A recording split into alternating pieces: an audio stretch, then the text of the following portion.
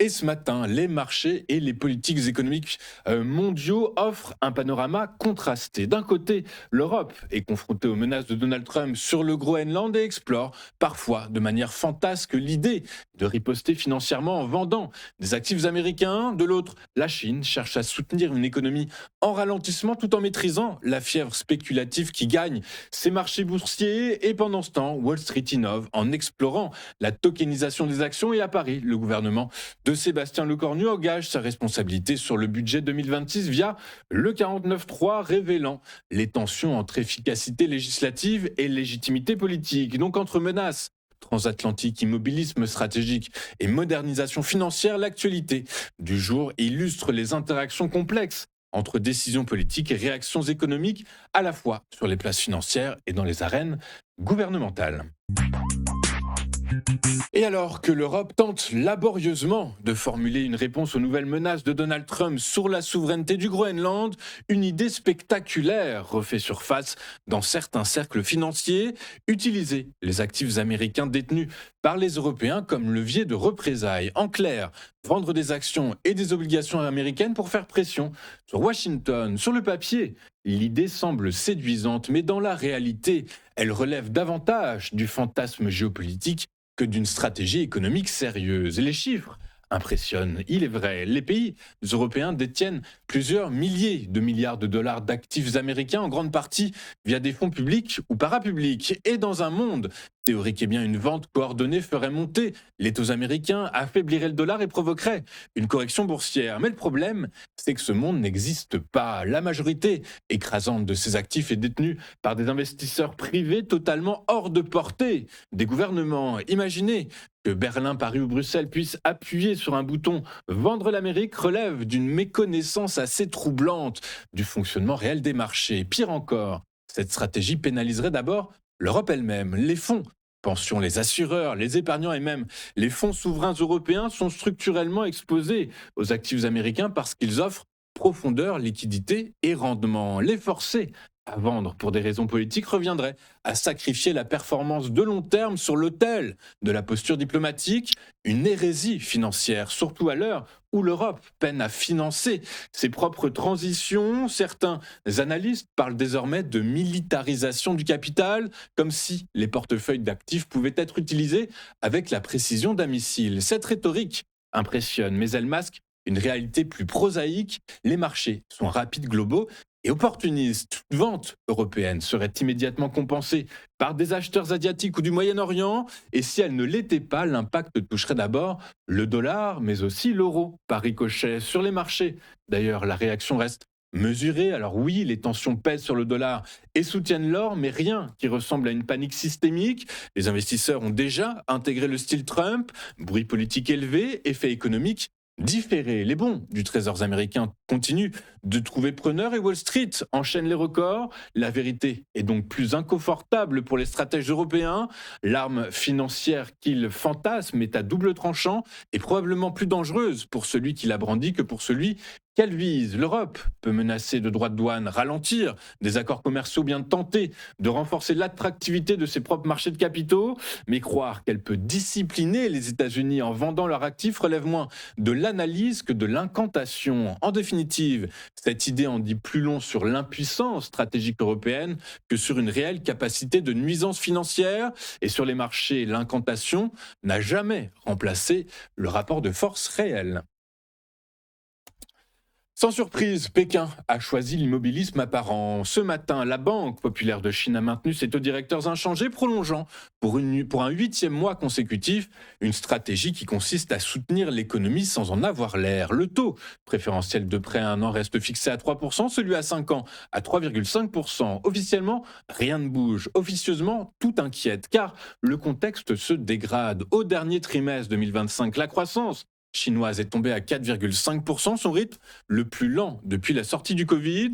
Plus préoccupant encore, le PIB nominal plafonne sous les 4% pour la troisième année d'affilée, un niveau historiquement bas hors période de crise sanitaire. Autrement dit, l'économie produit encore, mais crée de moins en moins de valeur. Dans ce décor, l'indéflation s'installe, les prix reculent pour le 11e trimestre consécutif, la consommation cale et les ventes au détail stagnent. La confiance des ménages ménages restent plombés par la crise immobilière et un marché du travail sans ressort. Bref, la demande intérieure ne répond plus. Et plutôt que de baisser frontalement les taux, Pékin privilégie donc une relance chirurgicale. La Banque centrale réduit le coût de ses outils de refinancement, cible les PME, l'innovation de l'agriculture et assouplit les conditions de crédit immobilier commercial. L'idée est simple, irriguer certains secteurs sans raviver les bulles. Reste que les chiffres parlent. Les nouveaux prêts bancaires ont chuté à leur plus bas niveau en 7 ans, signe que même l'argent bon marché ne suffit plus à relancer l'envie d'emprunter.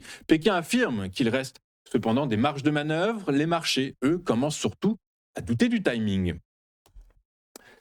La hausse fulgurante des marchés boursiers chinois commence à attirer une attention moins bienveillante, celle des régulateurs. Après plusieurs séances d'euphorie, les volumes d'échanges ont atteint des niveaux inédits la semaine dernière, culminant à près de 4 000 milliards de yuan en une seule journée. Autrement dit, la fièvre spéculative est montée d'un cran et Pékin n'aime pas les fièvres incontrôlées. Dans le même temps, l'indice CSI 300 a signé sa meilleure performance depuis 4 ans, prolongeant une dynamique haussière amorcée l'an dernier. De quoi réveiller de vieux souvenirs, notamment ceux de 2015, quand l'excès d'optimisme s'était brutalement transformé en krach. Manifestement, les autorités s'en souviennent très bien. Résultat, coup de frein réglementaire. Depuis hier, les règles de financement sur marge ont été durcies. Les investisseurs doivent désormais financer 100% de leur achat d'actions au comptant, ce qui revient de facto à couper l'accès à l'effet de levier pour les nouvelles opérations. Le message est clair, continuer à monter, oui, mais sans emprunter la corde avec laquelle on pourrait se pendre. Selon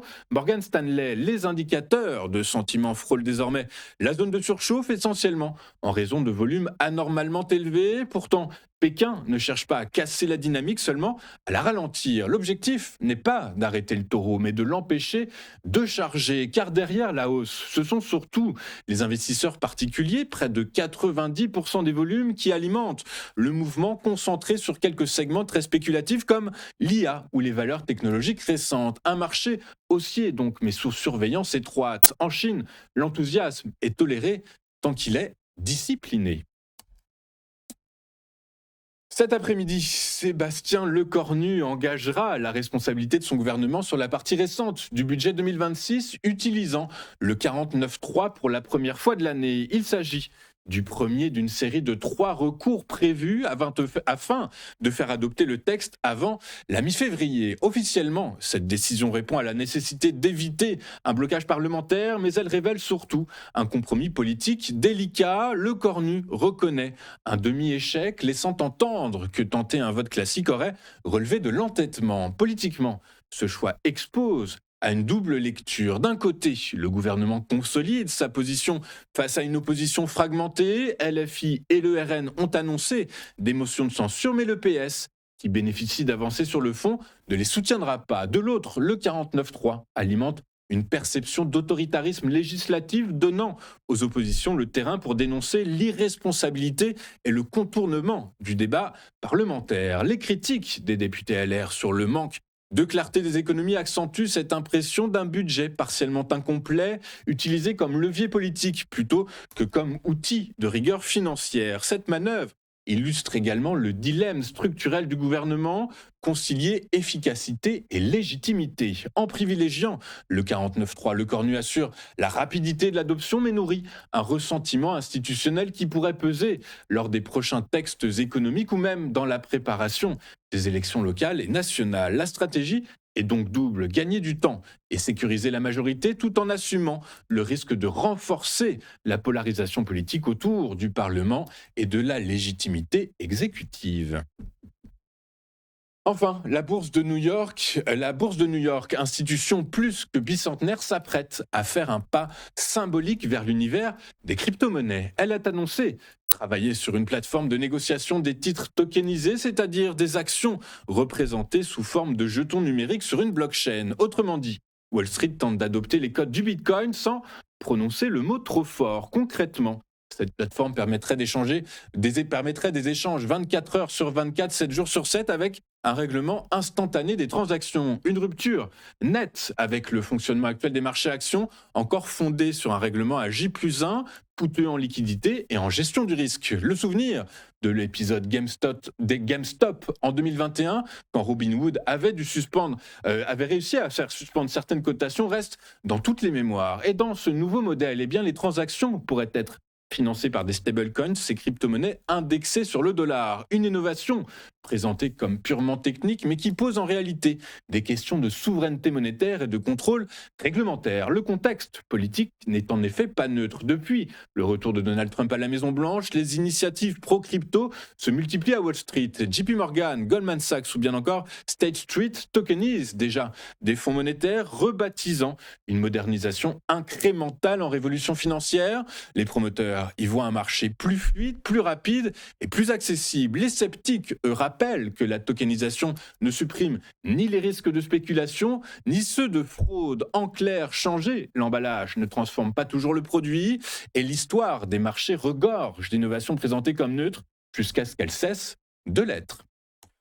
Regardons désormais ce à quoi les investisseurs seront attentifs aujourd'hui, et beaucoup de choses à surveiller aujourd'hui. Tout d'abord, on rappelle que le forum de Davos s'est ouvert hier. Il aura lieu jusqu'au 23 janvier prochain. Et je vous rappelle qu'en point d'orgue est attendu le discours de Donald Trump demain, qu'on commentera évidemment jeudi matin. Côté micro, Netflix publiera ses résultats trimestriels aujourd'hui. Rio Tinto également. Et sinon, côté macroéconomie, eh bien, c'est du côté de l'Allemagne qu'on va aller chercher un peu de volatilité en fin de matinée, puisque l'indice ZOO sera publié. Je vous rappelle que c'est le sentiment économique outre-Atlantique. Voilà donc pour les catalyseurs, les pourvoyeurs de volatilité aujourd'hui. Regardons maintenant ce qui s'est passé sur les principales places financières de la planète hier, et en Europe, sans surprise, les marchés européens ont accueilli les nouvelles menaces de Donald Trump avec un certain manque d'enthousiasme. Hier, les principales bourses du vieux continent ont nettement reculé, pénalisées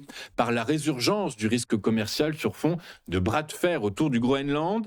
À Paris, le CAC 40 a cédé près de 1,8%, pendant que Francfort et Londres suivaient le même mouvement. Plus largement, l'Eurostoxx 50, le Stoxx 600 et le FTSE Eurofirst 300 ont tous terminé dans le rouge, signe que la nervosité est désormais systémique. Autrement dit, le marché ne cherche même plus à savoir si la menace sera appliquée. L'annonce désormais suffit. Je vous rappelle que Wall Street était fermé hier, et sinon, les cours du pétrole reculent en ce début de semaine, pénalisés par les nouvelles menaces douanières de Donald Trump contre l'Europe, qui ravivent le spectre d'une guerre commerciale. La perspective de droits de douane supplémentaires fait craindre un ralentissement du commerce mondial, et par ricochet, une baisse de la demande énergétique, ce qui incite les investisseurs à réduire leur exposition au risque. À l'inverse, l'apaisement relatif des tensions avec l'Iran pèse également sur les cours en réduisant la prime de risque géopolitique sur l'offre pétrolière. Résultat hier, le Brent reste stable autour des $63, tandis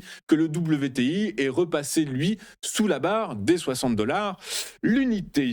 Nous allons marquer une toute première pause dans cette édition du 20 janvier 2026, et juste après, nous retrouverons les Market Movers de Bernard Prats-Desclaux. A tout de suite sur Téléfinance.